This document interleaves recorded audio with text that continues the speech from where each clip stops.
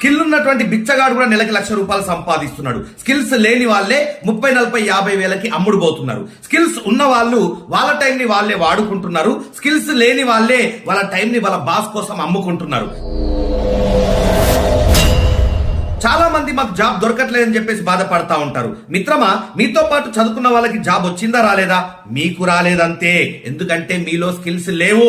చాలా మంది మాకు బిజినెస్ లో టర్న్ ఓవర్ పెరగట్లేదని చెప్పేసి బాధపడతా ఉంటారు. మీతో పాటు బిజినెస్ చేస్తున్నటువంటి మీ కాంపిటేటర్స్ కి బిజినెస్ లో టర్న్ ఓవర్ పెరుగుతుందా లేదా?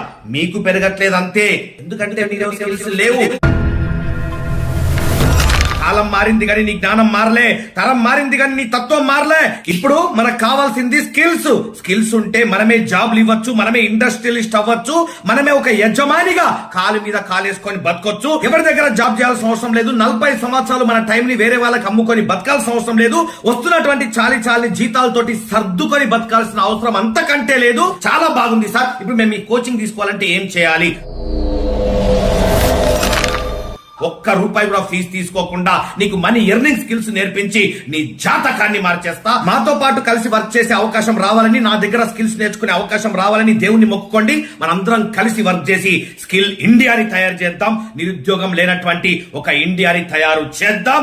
All the best.